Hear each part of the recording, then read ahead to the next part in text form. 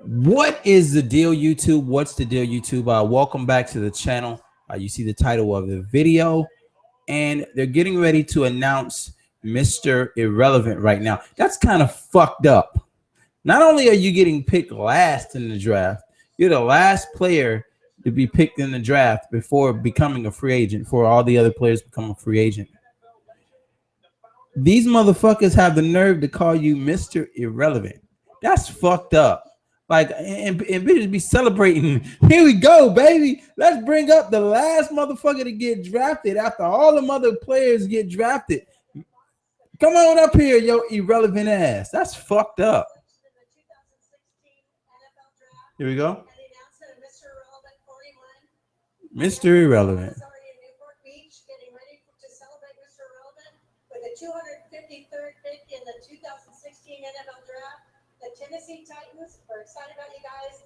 Kalen Reed, a defensive back from Southern Mississippi, is going to be Mr. Irrelevant, 41. Congratulations, Tennessee Titans. All right, so Kalen Reed is Mr. Irrelevant. All right, so let's briefly go over for a minute.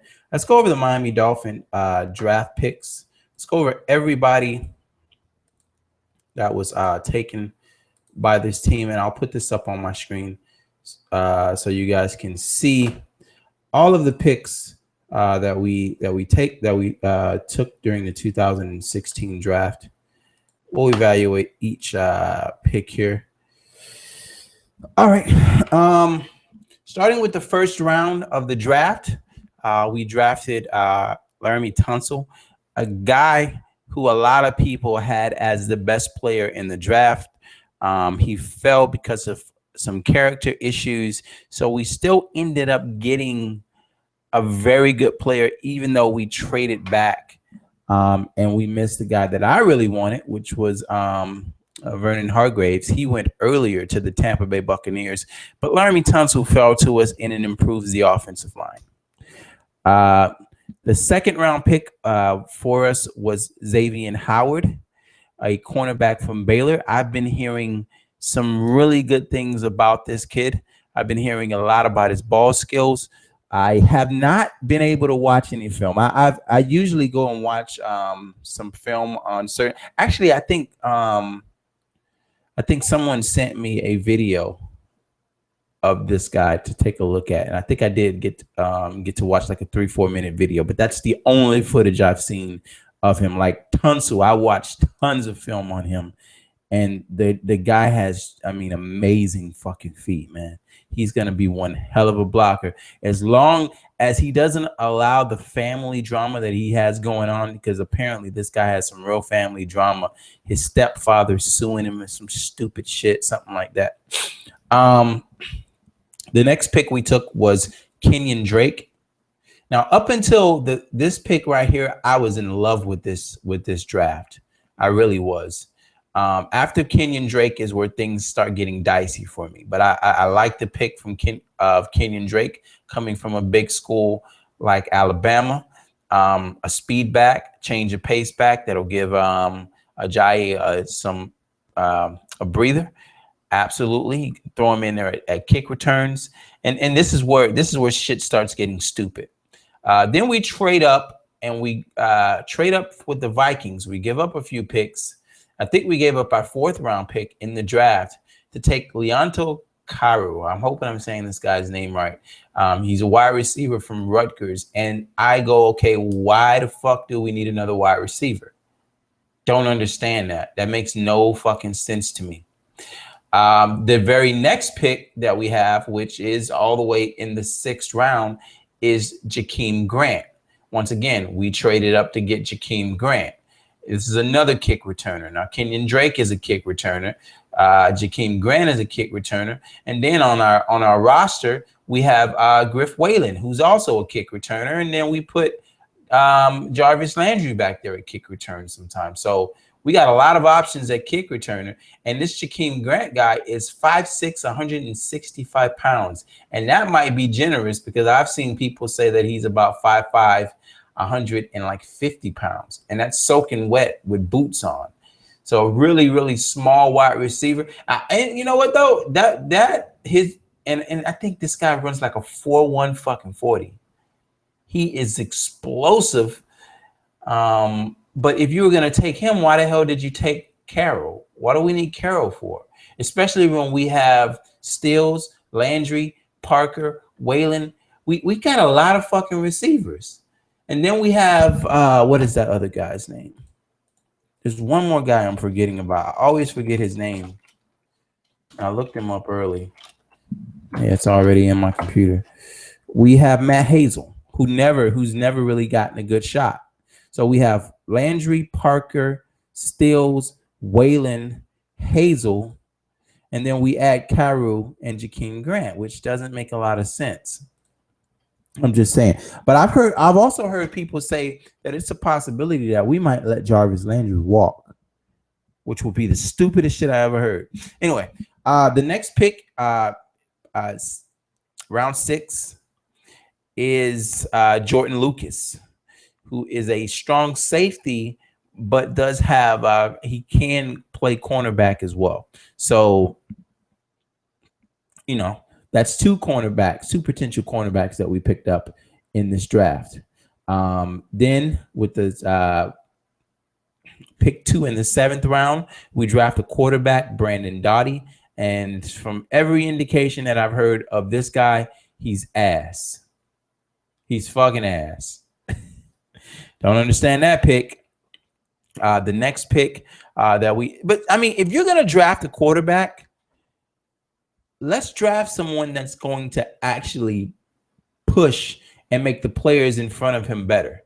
I don't understand drafting a bench player, that a guy who you never expect to attempt to start, unless he can go and play, help the team out in other ways. You know what I mean? Like, you could draft a guy like Jakeem Grant, never expect him to start, but he's going to go play special teams for you and run back kicks. That's fine. But if you draft a clipboard holder, I don't understand that shit at all. That makes no sense to me. You draft a guy who's you never expect to start. If this motherfucker start, we lost. All right. And then our last pick is a tight end by the name of Thomas Duarte. He is a guy who converted from wide receiver. So he's on the smallest side, 6'2", 231 pounds. I think he runs like a 4.5, 4.6 40. So he's a bit faster than most tight ends. They were comparing him to the tight end from the Redskins, Jordan Reed. So there is your class for 2016. We take a tackle, 2 DBs, a running back, 2 wide receivers, a quarterback, and a tight end. And we still have certain issues that I feel like we did not address as a team. There are certain things that we didn't address as a team. We didn't address defensive end. That's still definitely a need. That's still definitely something that I feel like we need to address. We didn't address, there are still holes at linebacker. I would have loved to see, me personally, I would have loved to see us draft a center and slide Mike Pouncey to guard, and then have Bushrod and Jerron and James use them for depth. I like Mike Pouncey as a guard. I like Mike Pouncey more as a guard than I do as a center. Even though he is a Pro Bowl center, I like Mike Pouncey as a guard. We could have stuck the rookie, Mike Pouncey, someone else at center. Damn, but who's gonna play the other side? See, it's still dicey on the guards, man. Still dicey on the guards, and we have Brandon Albert out there at the other tackle. Is what it is. But all right, let's go with grade for this draft. If we would have taken Tunsil, Howard, and Drake, to me that was a B draft. I was saying that it's a total B draft. Howard is not the cornerback that I would have wanted. We get William Jackson or Hargraves and Tunsil, it's a fucking A+. Right then and there. but we ended up getting Xavier Howard, who I've heard great things about. Um, I'm gonna say because of the wide receivers that we took in this draft, I'm gonna give this draft a solid. How many holes did we? We didn't address defensive end, and we didn't address linebackers. There's two places that I feel like we should have went, especially with one of these wide receiver spots. Doughty. Why the fuck we need it? I'm gonna say C plus. I'll go C plus for this draft. We get the best player in the draft. A lot of people had him ranked as. We get Howard, which was a need position. We get Drake, which was a need position. We draft two wide receivers that we didn't need. Jordan Lucas, depending on where he plays, is a need position. Why we took Brandon Doughty, I don't know, especially when Scooby Wright and Eric Stryker and a couple other linebackers were still there.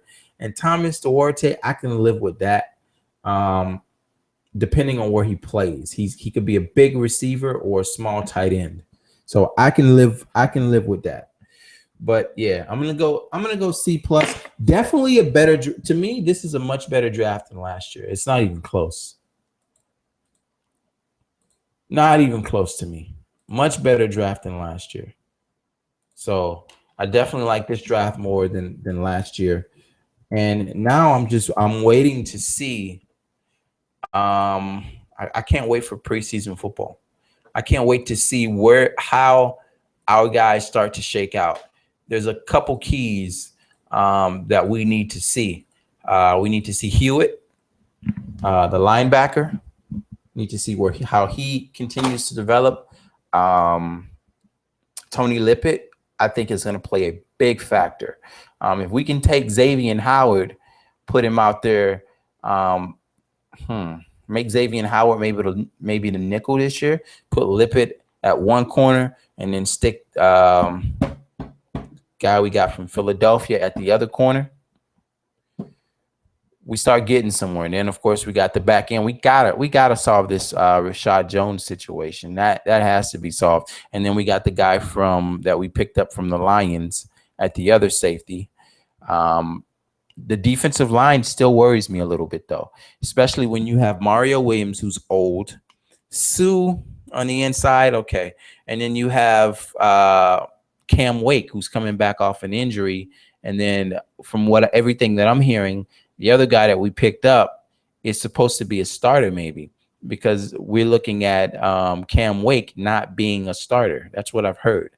So you have a 35-year-old Cam Wake. You have another guy who, and we don't address defensive end at all, when there was a lot of options at defensive end. I don't know. I seen a couple tweeners that were drafted, and the only thing that they were drafted for was the pass rush. That would have been fantastic if we could have gotten one of those guys that could just fly around the corner and help us with our pass rush. We definitely need to step our pass rush up.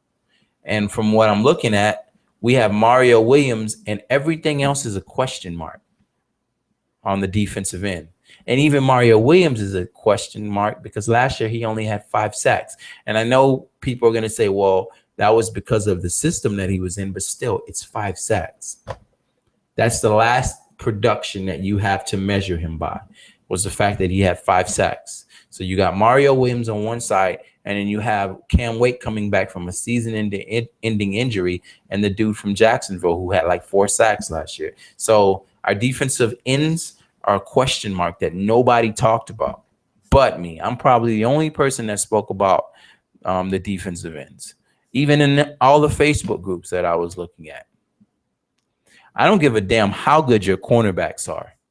If you can't get to the quarterback and make him pass the ball, having great cornerbacks is just that much harder. I don't care how good your cornerbacks are. They can't stay with receivers forever. You've got to be able to get after the quarterback.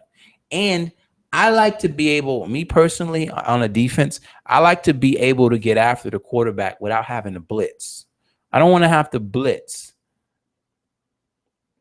to get after the quarterback. I want to be able to get pressure with my front four. My front four is what I want to get pressure with. If teams that can do that shit, like the Broncos with DeMarcus Ware and Von Miller, where they don't have to blitz and they got people on that line that can beat people one-on-one and get to the quarterback and cause havoc and allow you to play max, allow you to sit back with that coverage is beautiful. We don't have that right now.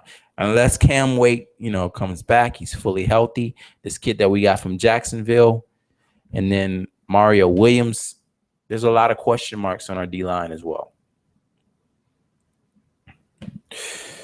But I think the offense is going to be fantastic. I'm excited about this offense. I really am. I really think that this might be, to me, this offense is going to be one of the better offenses that we've had in a while. We've got Parker, who's healthy, fully healthy now. You have Jarvis Landry, who was electric last year. You throw in Cameron, the tight end, which to me, Tannehill didn't use him nearly enough last year. And we've improved the offensive line, definitely.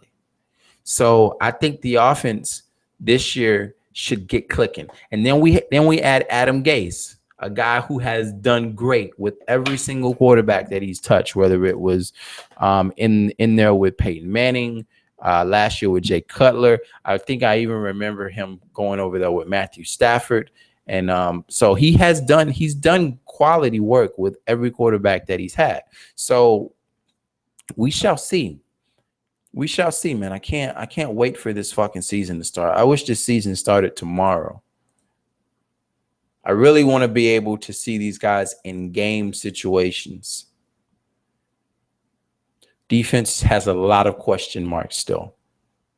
So a lot of question marks on the defense. Not so many on the offense, but on the defense, to me, we got some question marks. Even if we don't move Mike Pouncey to the guard, we can still put Mike Pouncey at the center and move Brandon Albert to guard. I heard someone else say that as well. But there's not nearly as many question marks on the offense as there is on that defense right now. Defense has a lot of question marks. How healthy will Kiko Alonso be? Can Byron Maxwell rebound after a subpar season last year?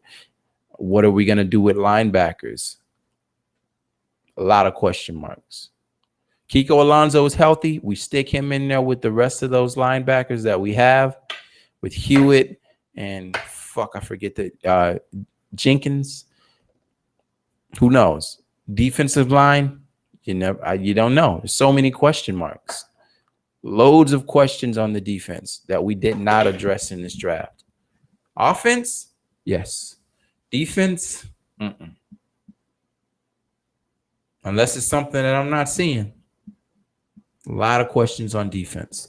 Anyway, that is the end of my coverage for the draft. If you were following me on Twitter, of course, we were live tweeting every single pick that we made. That's the reason why you should follow me on Twitter, at Casual, at KSUWELL, Hard Hitting Sports. I got a few. Let's see what we're talking about here.